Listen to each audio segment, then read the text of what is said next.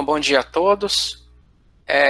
Na aula passada a gente iniciou um pouquinho da questão do projeto e dimensionamento de reatores WASB, e nessa aula a gente vai dar prosseguimento, entendendo um pouquinho mais de cada um das partes componentes do reator WASB, como o sistema de distribuição do afluente, como a parte das possibilidades de separação trifásica, os tubos coletores de lodo, né, de retirada de lodo do reator, tubulações de amostragem, enfim, um conjunto de elementos que fazem parte aí do projeto de reatores WASB. Como eu também falei na aula passada, nós temos no mercado um conjunto de possibilidades, né, de tubos coletores de efluente, de tubos distribuidores do afluente, de separadores trifásicos, que muitas vezes são adequados às principais características ali de cada tipo de água residuária. Por exemplo, se você tem um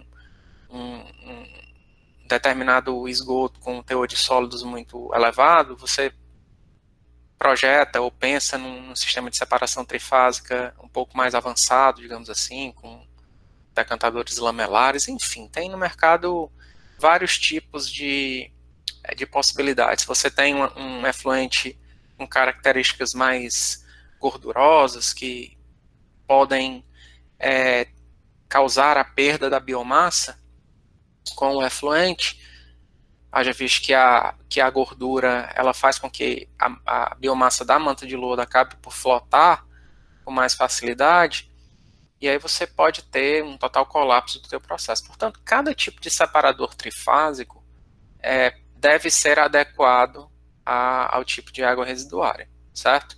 Os exemplos que eu vou me ater mais aqui são exemplos mais aplicados e utilizados para reatores WASB no tratamento de águas residuárias domésticas, esgotos sanitários, ok? Bom, vimos na aula passada que o digestor anaeróbio, o reator WASB, ele é dividido em partes componentes como separador trifásico, como defletores de gás, como tubulações de distribuição do esgoto no fundo do reator, que a partir de uma determinada área de influência, que a gente vai dividir a área total do fundo por essa área de influência, para sabermos exatamente o número de tubos distribuidores do afluente, sistemas de coleta do efluente aqui, dimensionamento tanto dessa parte aqui, que é a zona de oxidação, de digestão, e dimensionamento dessa parte aqui, que é a zona de polimento, ou compartimento de decantação, dimensionamento dessa calha coletora do biogás, do tubo coletor do biogás, do tubo de retirada do lodo, de amostragem de lodo, ou seja, todos esses elementos fazem parte do projeto detalhado de reatores WASB. Tá? E aí a gente vai ver em detalhes cada um desses principais elementos. Inicialmente, vamos falar do sistema de distribuição do afluente. Dependendo do tipo da forma como você vai dimensionar o teu reator, se ele é circular, se ele é retangular, dependendo do número de tubos requeridos, vão depender, obviamente, do tamanho do teu reator, da área superficial do teu reator, você vai precisar de um ou mais compartimentos de distribuição, né? E aí, como nessa foto aqui que a gente está vendo, 5 compartimentos de distribuição. Esses compartimentos, você vai ter uma divisão igualitária do esgoto que está chegando nesse módulo aqui de reator.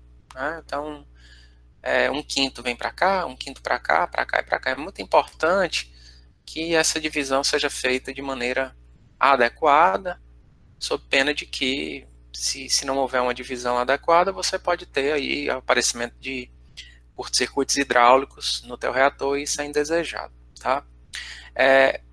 Aqui esse compartimentozinho aqui de distribuição do afluente, a gente tem subcompartimentos, aqui como a gente está vendo.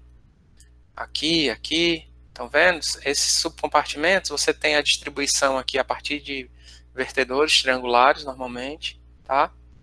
Ou vertedores do tipo Thompson. E aí, mas isso não importa muito. O que importa é que você garanta o mesmo nível aqui da saída do esgoto. Para quê? Para que você distribua igualitariamente essa vazão aqui em cada um desses subcompartimentos. E vocês estão vendo que no final de cada subcompartimento sai um tubo de distribuição. Esse tubo é um tubo em PVC normalmente, né, de 75 a 100 milímetros, que vai fazer com que o esgoto se dirija lá para o fundo do reator e seja distribuído em uma dada área de influência. A gente observa aqui também que é interessante muitas vezes essa concepção.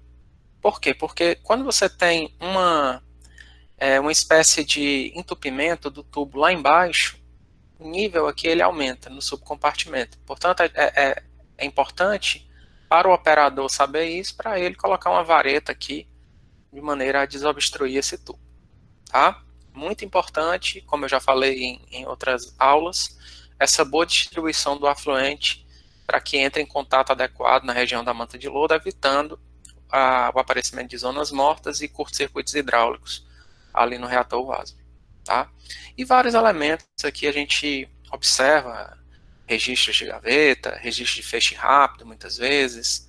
Tá? Isso vai variar conforme o tipo de projeto, conforme o tipo de unidade de distribuição, conforme a forma como esses tubos de distribuição do afluente estão chegando lá embaixo do reator.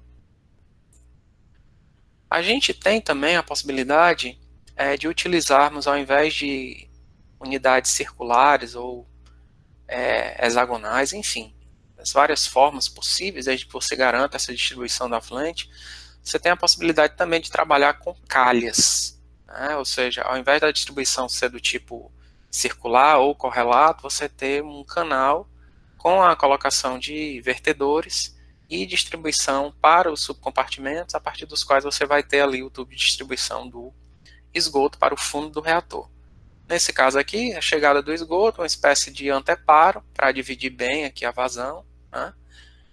E aí, principalmente em determinados picos aqui de vazão, não haver nenhum tipo de formação aqui de caminhos preferenciais do esgoto. Tá? E aí você tem a distribuição a partir de vertedores aqui, bem nivelados, como eu falei, a chegada nos subcompartimentos e os tubos de distribuição. Essa aqui é outra vista, né, da chegada do esgoto, os vários subcompartimentos, certo? Isso aqui é uma outra vista de reatores sendo construídos. É muito interessante essa figura, porque a gente observa aqui o teu separador trifásico e como esses tubos estão chegando lá no fundo. Muitas vezes a gente tem aqui a passagem por dentro do separador, certo? Então a gente rasga aqui o separador, mesmo em concreto, e depois a gente chumba, coloca uma argamassa aqui ou uma resina, sei lá, para vedar bem direitinho essas partes que muitas vezes precisamos rasgar para passar o tubo. E aí as várias conexõezinhas aqui, T's, luvas, enfim, as várias coisas necessárias para fazer com que esse tubo chegue lá no fundo. E aqui a gente observa que muitas vezes há o rasgo aqui no teu defletor de gás aqui, como a gente observa na figura. Tá? Outras vistas aqui de compartimentos de distribuição. E aqui é como eu falei, a possibilidade muitas vezes, quando você está trabalhando com reatores retangulares, de você ter um canal. Normalmente você tem uma tela aqui protegendo, né, para as pessoas até andarem aqui por cima, muitas vezes. Essa tela tem que, obviamente, ser resistente aos gases aqui que vão ser formados e também ser resistente para que o operador, para as pessoas poderem caminhar por cima muitas vezes. Tá? E aqui os subcompartimentos, o esgoto vem para cá, tem aqui os vários vertedores, como vocês estão vendo nesse corte, e aqui a passagem do canal principal para os subcompartimentos nesse outro corte. e aqui o tubo, né, de 75, 100 milímetros, que vai levar o esgoto lá para o fundo do reator. Isso aqui é uma vista desses tubos de distribuição. Quando eles chegam lá embaixo, você tem a possibilidade de utilização de um bocal, e ficando esse tubo meio que ancorado numa espécie de tripé, como esse aqui que vocês estão vendo, ó, bocal e o tubo e o tripé. Ou muitas vezes a gente tem a possibilidade de colocar o tubo e fazer uma janela, certo? Aqui nele, ou muitas vezes colocar o tubo um pouco mais acima, como esse aqui, como vocês estão vendo, ancorados aqui em pilaretes, certo? E a ideia é exatamente de fazer com que se garanta a boa distribuição, que eles não se locomovam aqui, que estejam bem rígidos para garantir essa área de influência inicialmente pensada no projeto e, uma vez mais, evitando zonas mortas e caminhos preferenciais. Aqui a gente observa também muitas vezes as tubulações não só de distribuição do afluente, mas também de retirada, né, muitas vezes de lodo. Tá? E aí quando temos a colocação de janelas, essa janela aqui retangular, não importa muito, desde que você garanta essa boa distribuição do afluente, tá? E normalmente esses tubos eles estão ali cerca de 20 centímetros do fundo do reator. Outras vistas aqui dos tubos e do tripézinho, os diferentes materiais, uma vez mais, desde que você garanta que vão resistir aos esforços e também aos agentes agressivos do esgoto. Várias fotos aqui, essa tubulação aqui que é a chegada do esgoto, que vai lá para o centro daquele compartimento de distribuição, né? Muitas vezes você tem a entrada por dentro do reator e sobe, e depois os tubos menores descem, né? E aqui, uma vez mais, as várias tubulações de chegada do esgoto, distribuição e também as outras tubulações de retirada de lodo, de retirada de escuma, muitas vezes, de amostragem de lodo, tá? Que a gente encontra no mercado diferentes possibilidades. Essa aqui é uma distribuição, ao invés de você ter o compartimento de distribuição lá em cima do reator, em uma estação que eu visitei, vi essa distribuição aqui, né?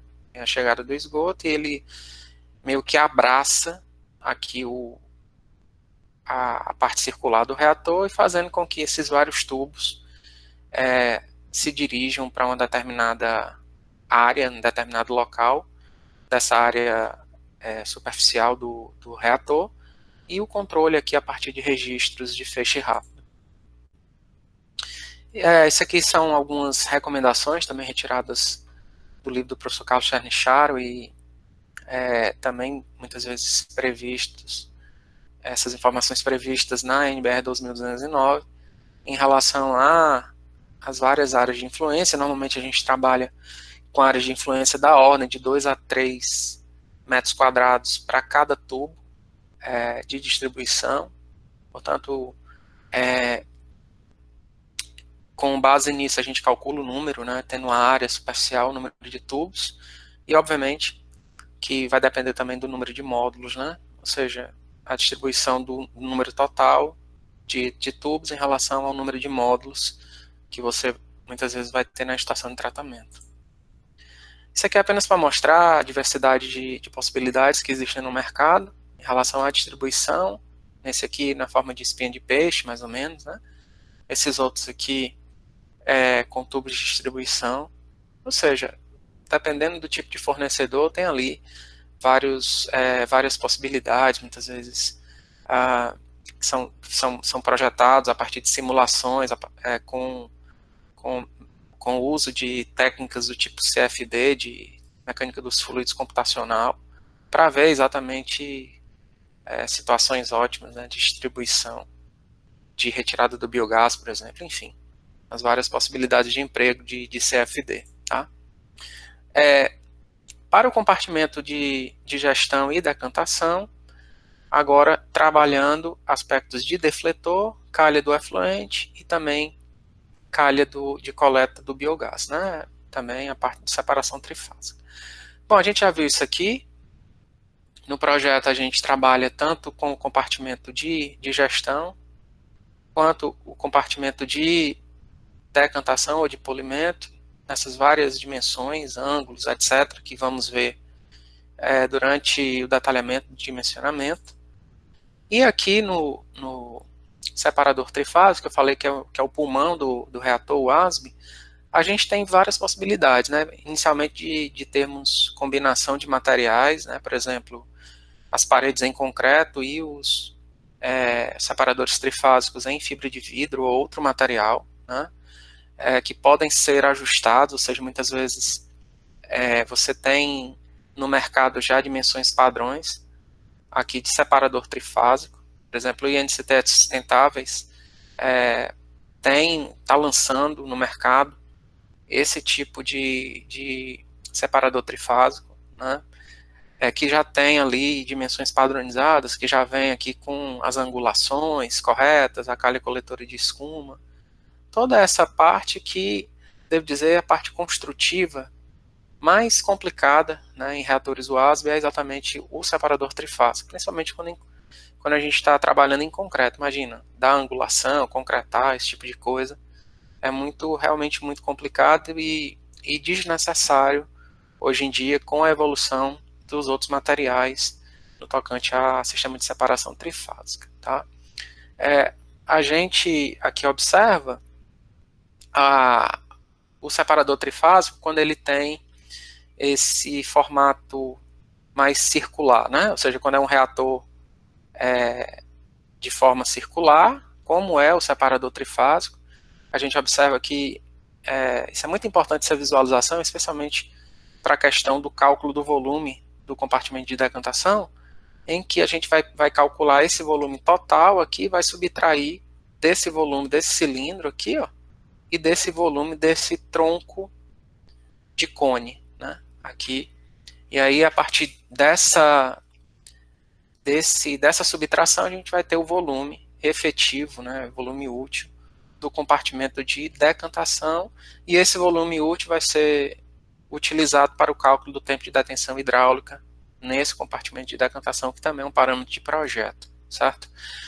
Aqui, como o separador trifásico, ele é ancorado aqui, né, no teu módulo, e aqui é exatamente o defletor que a gente está vendo, né, que tem um trespasse em relação ao início aqui do separador trifásico, e o esgoto vem e é coletado, né, passa por esses vertedores e é coletado aqui nessa calha e daí vai para outra parte do tratamento. A gente vê muitas vezes a utilização de lonas, né, ancoradas aqui nas paredes, nos defletores, certo? Uma vez mais, desde que a gente garanta a integridade física, estrutural aqui, resistência à corrosão, não tem problema nenhum da gente utilizar diferentes materiais, tá? Mas a ideia de se trabalhar com unidades já pré-fabricadas é muito interessante porque você acelera bastante o aspecto construtivo, né? Você faz, muitas vezes quando usa concreto, aquelas partes mais fáceis de se concretar, né, como paredes, né, lajes, enfim. E essa parte mais angular, essa parte mais que você tem muitas vezes trechos retilíneos e trechos inclinados, é muito complicado. Daí vale muito a pena muitas vezes se partir para outro tipo de concepção. Ou com peças pré-fabricadas em fibra de vidro, por exemplo, ou material, né? Ou nesse caso aqui com o uso de lonas. Os tubos de distribuição do afluente, né? E aqui o tubo de chegada do esgoto ao compartimento de distribuição. E em muitas situações você tem a colocação aqui de calhas coletoras de escuma, tá? Bom, para o projeto aqui dos dispositivos de coleta do biogás, é importante que a gente garanta, né, alguns valores aqui em relação à separação dos gases, né, que a gente que obtenha valores razoáveis, né, em relação a taxa de liberação de biogás, né, que é o produto da tua vazão de biogás pela área, né, aqui da interface líquido-gás, e isso, obviamente, diz respeito aqui a calha coletora do biogás, né, não cabe muito aqui nessa aula da gente entrar em detalhes, mas na parte de dimensionamento a gente vai voltar a fazer uso dessas equações e fazer verificações para vermos, né, se esses valores de Kg estão dentro de valores esperados e recomendados. Tá? Também calculamos, né, velocidades de passagem ali do esgoto naquelas partes entre o início do separador trifásico e a parede, né, na passagem ali do esgoto, para ver se esses valores eles também ficam dentro de valores preconizados aí nas normas, na 12.209, também nos livros textos. Tá? Então aqui é o que a gente chama de velocidades através das aberturas para o decantador. E aí, para a vazão média, essa velocidade tem que ficar abaixo de 2,5, vazão máxima abaixo de 4, e picos temporários aí, né, abaixo de 5,5. Isso aqui é outras vistas, né, de separadores trifásicos, que a gente já comentou. E aqui apenas para mostrar essas retiradas do biogás, né, portanto, isso aqui é a calha coletora do teu biogás, né, que muitas vezes a gente tem vários separadores trifásicos, como esse aqui que vocês estão vendo, né? Depende aí das dimensões que temos dos módulos e também das dimensões típicas, por exemplo, das unidades pré-fabricadas de separadores trifásicos. Aqui as tubulações de retirada aqui do biogás, essa tubulação principal, que a gente chama normalmente de manifold, e daqui vai para a unidade de gerenciamento do biogás. Normalmente passa ali pelo selo hídrico, né, e aí normalmente a gente faz a lavagem do biogás com a solução com elevado pH, que vai fazer com que o CO2 seja absorvido, e também o H2S, né, normalmente a gente usa cal, por exemplo, e aí depois disso vai para a queima, certo? E é importante mencionar que, apesar dessa ser a maior vantagem do uso de reatores anaeróbios, né, poucas estações efetivamente ainda vêm utilizando o biogás, reaproveitando adequadamente esse biogás. Né? E devo dizer que muitas estações de tratamento que dispõem de reatores UASB muitas vezes não fazem nem a queima do biogás. Né? Então, isso é um problema, né, porque você interfere nesse componente de sustentabilidade do uso de reatores UASB. Já visto, né, que como a gente já mencionou, o metano é cerca de 21 vezes, né, 22 vezes, eu acho, hoje em dia, segundo os valores aí do IPCC, você que é mais prejudicial ao efeito estufa do que o metano, do que o CO2, né? Isso aqui é uma vista da saída do esgoto aqui dos reatores, e a gente observa que ainda vem dissolvido no líquido muito metano dissolvido, muitas vezes muito H2S, que se desprendem aqui, causando, né, problemas aqui, que são gases aí, no caso do metano, causador de efeito estufa, e o H2S, que é um problema, né, causa corrosão, causa mau odor aqui na estação, que isso aqui rapidamente se dispersa no meio, pelas correntes de vento aqui que passam na estação, e que representam muitas vezes um problema. Aqui é como aquela tubulação, né, que a gente falou, né, que sai daqui desses compartimentos, e aqui é o meu canal principal que vai dividir o meu esgoto para os subcompartimentos. Tá?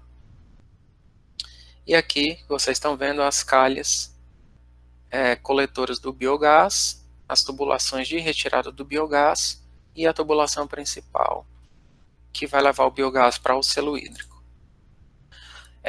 Isso aqui é um corte de um reator em que você vai levar essa tubulação principal, esse manifold, para o selo hídrico, fica imerso aqui nesse tanque com a solução com pH elevado, né?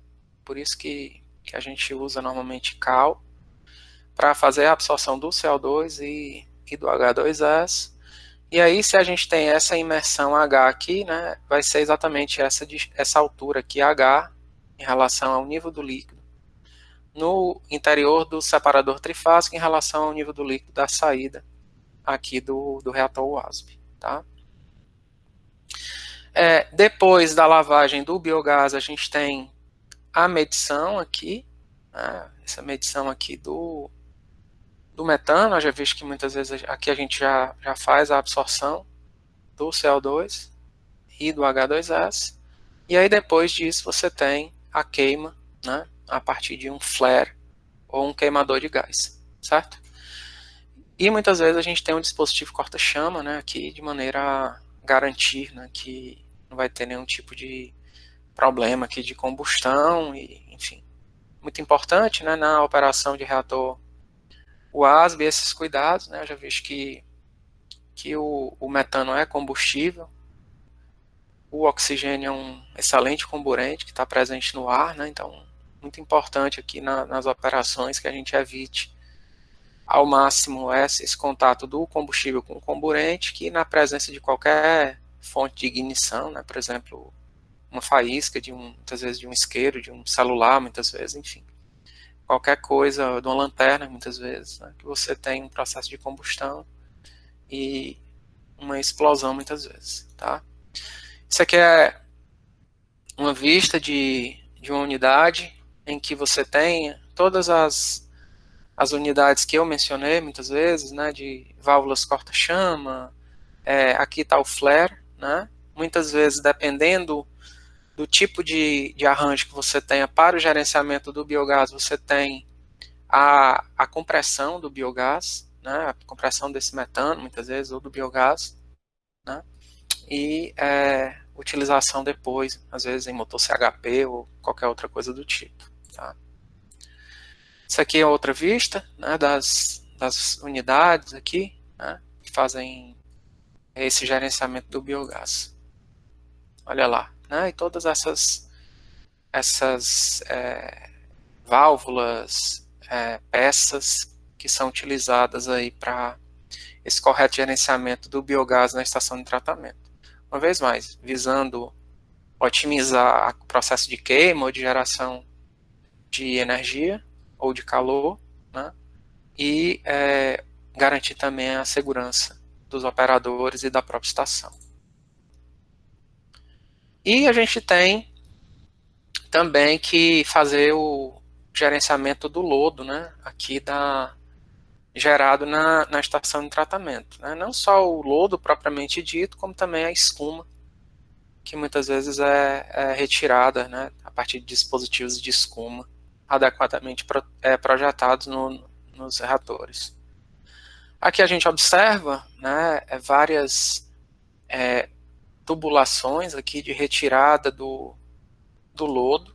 Esse lodo é retirado muitas vezes de diferentes alturas aqui no reator, e muitas vezes você tem aqui unidades de retirada de escuma, né? Tudo isso vai lá para a tua unidade de gerenciamento de lodo, né? Ou seja, para reatores WASB, como o lodo já sai estabilizado e grandemente adensado, você não precisa muitas vezes de unidade de adensamento.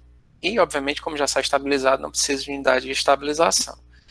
E aí, normalmente, a gente tem a utilização de uma desidratação, dependendo aí do porte da estação, grandemente mecanizada, né? E muitas vezes a gente precisa aí de uma etapa de condicionamento do lodo, uma aplicação de polímero, por exemplo, né, que faz com que essa desidratação seja mais otimizada, você consiga ali uma torta com um teor de sólidos maior, né, e que vai facilitar o processo de destino final ou reaproveitamento desse lodo. Tá? Aqui, válvulazinhas, registros de feixe rápido também, aqui, que são muitas vezes utilizados, tubulações flangeadas, enfim. Temos esses em ferro fundido, nesse caso aqui que vocês estão vendo. Temos esses vários arranjos aí nas estações de tratamento e muitas vezes a gente tem outros materiais que vão depender ali também de alguns aspectos financeiros, enfim, todos esses outros detalhes construtivos que variam muito, né, de local para local.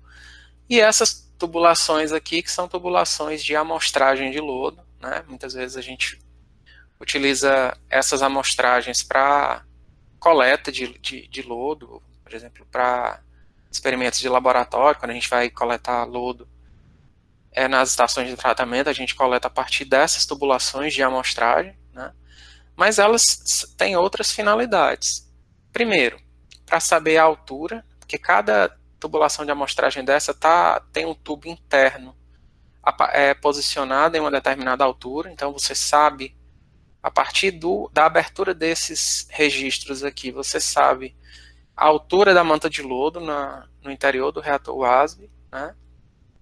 A partir dessas tubulações você vê o tipo de lodo que você está formando, se é um lodo com características mais dispersas, mais floculentas, mais granulares, né? A gente pode coletar e fazer uns testes de sedimentabilidade de lodo.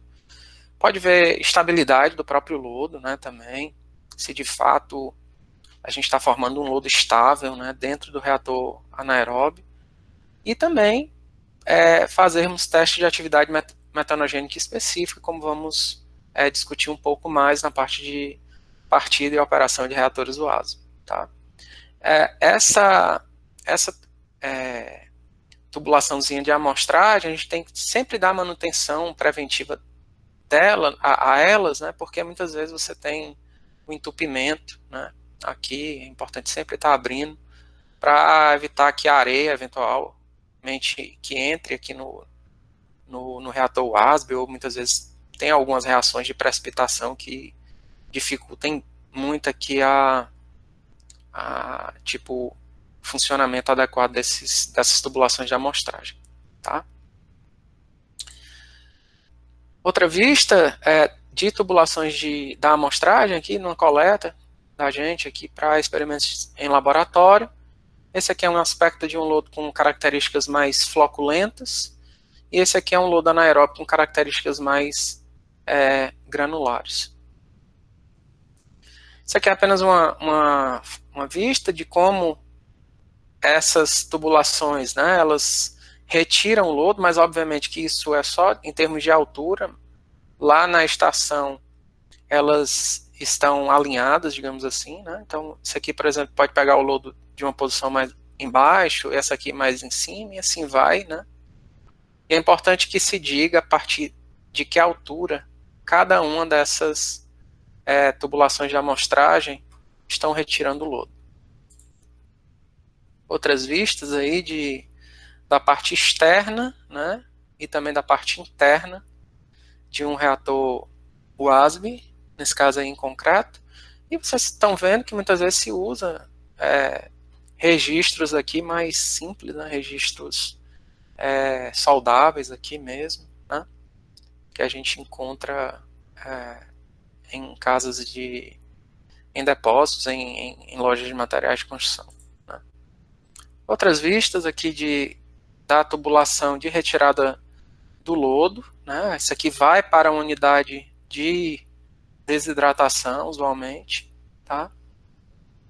Vários tipos muitas vezes, de materiais aqui que são utilizados aqui nas estações de tratamento. E tubulações ou unidades de inspeção, né? Ou de entrada, de visita ao módulo, né? Ali ao reator WASB. Certo? Isso aqui tem que ser adequadamente vedado, né, aqui, porque uma coluna d'água muitas vezes vai ser bem elevada, né, e durante eventuais manutenções, a gente tem que esvaziar esse reator completamente, certo? Retirar todos os gases que fiquem dentro do reator e fazer uma inspeção antes da entrada, né? Esse aqui é um espaço confinado e conforme a NR33 relativa a espaço confinado, a gente tem que fazer, tem que ter uma PET, né, uma permissão de entrada para o trabalho, aqui, antes de toda e qualquer manutenção, tá? Essas tabelas aqui são alguns parâmetros de projeto que vamos fazer uso, né, que eu deixo no material, né, em relação à carga hidráulica volumétrica, e já falamos muitas desses parâmetros aqui, né, em aulas passadas, certo? Que vamos fazer uso tanto no dimensionamento mais geral quanto no dimensionamento mais detalhado aí do reator WASP, tá? Em relação à distribuição da afluente, a parte de coleta do biogás, em relação à produção e amostragem de lodo, ou seja, é um resumão que vocês podem utilizar. Também grande contribuição aí do professor Carlos Charnicharo e time, as pessoas que também contribuíram na NBR 12.209, né, relativa a esses parâmetros de dimensionamento de reatores WASP.